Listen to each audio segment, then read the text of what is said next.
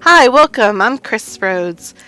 This video is going to help us learn how to stitch one of the quiet book pages. This page specifically is going to be the simple bead maze page. The first thing that you need to do is to hoop some stabilizer. I recommend using a heavy cutaway stabilizer to give stability to the quiet book page. The first step actually stitches directly onto the stabilizer. You'll notice that there's little X's in the corners, and it's just a box that goes around the page. It's going to give you a basic guideline for lining up the back page, which at this point you should already have done. I've chosen to put the zipper pouch page on the back of this one, which you'll see in a little while. After you finish stitching the first step, you'll take your piece of felt that you're going to use as your background, or a piece of fabric, or a piece of vinyl, and you're going to lay that down over top of the area that you just stitched. This will serve as your background of the page. Step 2 is to stitch a basic square around this, tacks it down to the stabilizer, and keeps it steady so that it won't move during any of the operations that you're going to be doing. You will notice that all of the quiet book pages start this exact same way, with these first two steps being the same on every page. Once you get this part done, you can actually start stitching the page directly onto your felt background. But I've chosen to add a piece of fabric to lay down for the maze portion. It's going to give a little bit more color and something a little bit more fun to look at. So I'm going to lay my piece of fabric down over top of the same area, keeping the design of the fabric within the area that I have just stitched. And then I'm going to stitch the next step, which is the heart in the upper right hand corner. This will serve as a starting or ending point to the maze. And once the heart is done, then we're going to stitch the star in the lower left-hand corner. You can keep them the same color, or you can change the thread colors if you want to. It's all a matter of preference.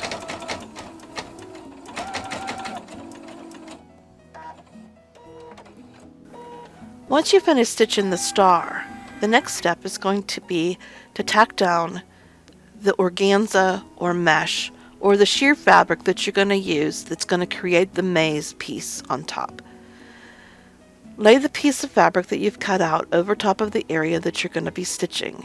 Make it smooth, not too tight, because the piece that you're going to put in, you'll want it to be able to move underneath of it. Stitch around this fabric to put the simple lines that's going to create the maze.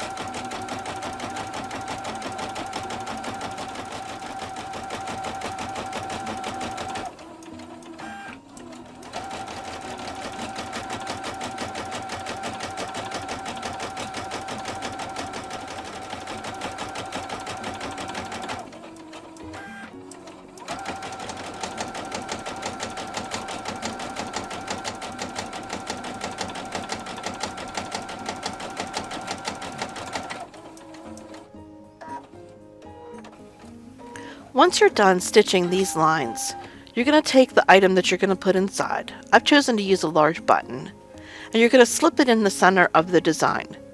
Push it all the way into the center of the maze, in between the two lines that you've stitched.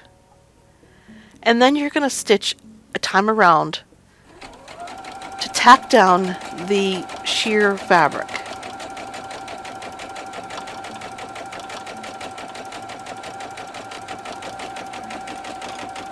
Once you get all the way around this time stitching, you'll be able to stop and trim the sheer fabric and the underneath fabric if you choose to use one.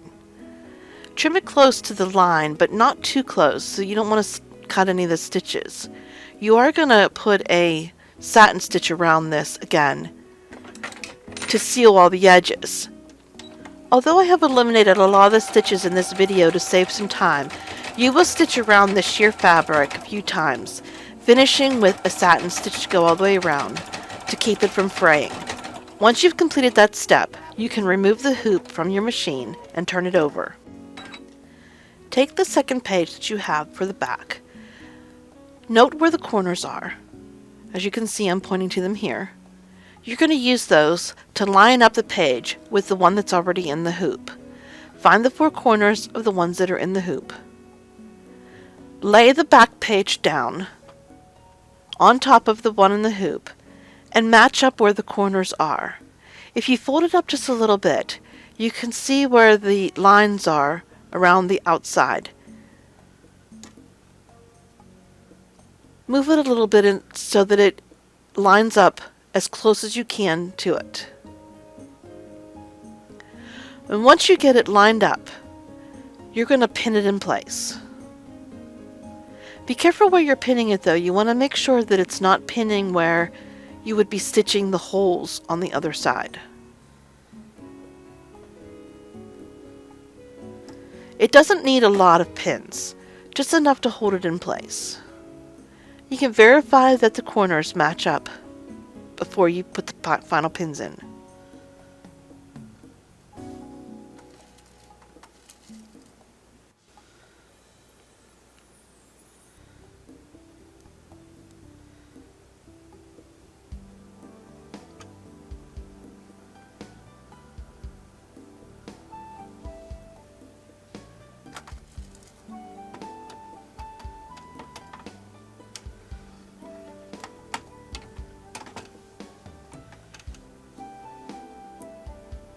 I'm just double checking and making sure that the corners are still matching up.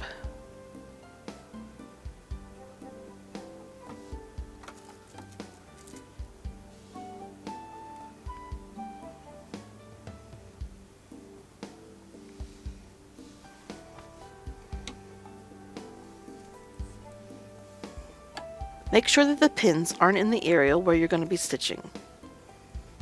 An alternate method is to take the pin and push it right through the corner of the back piece. And then you can push that pin through the corner of the piece that's in the hoop. Do that for all four corners, which will align your hoop and your back piece perfectly.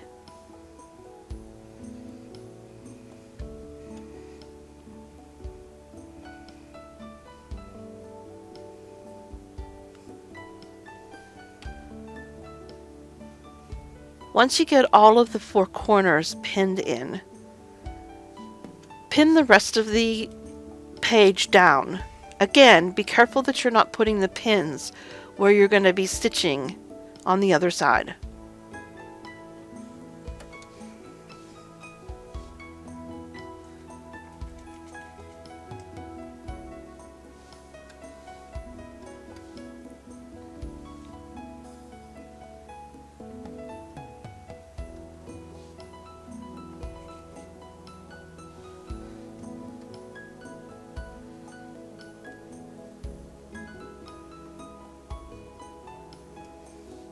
Turn it over to be sure.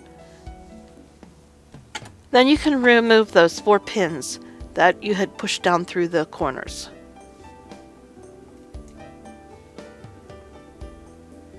Put the hoop back into your machine.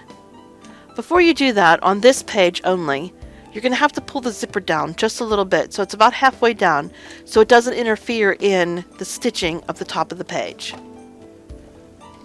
Put the hoop back in and stitch the final time around with the holes. When you're done with this step, it'll reset the machine to the lower corner so that if you have a machine that automatically centers, it won't interfere with the zipper or the button. You can remove your pins here and trim the page out the final time.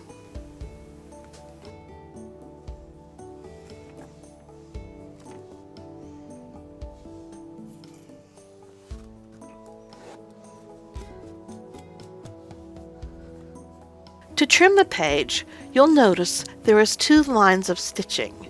The very outside line is the stitch that we did in step 2 that I told you would end up cutting off at a later time. Be careful because sometimes the stitches could be a little close, depending on how well you were able to get them lined up when you pinned the pages together. Once you have the page completely cut out, you can poke holes where the holes are stitched, and you can add the ring binders to make it a complete book.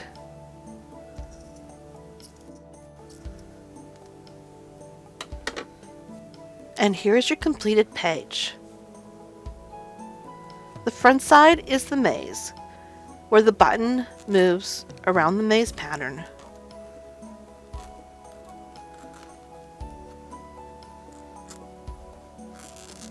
The second side is the zipper pouch that you can use for storing pieces from one of the other pages. I hope you enjoyed this video and have learned a little bit about making the quiet book pages. And come back next week and see what new page we have in store for you.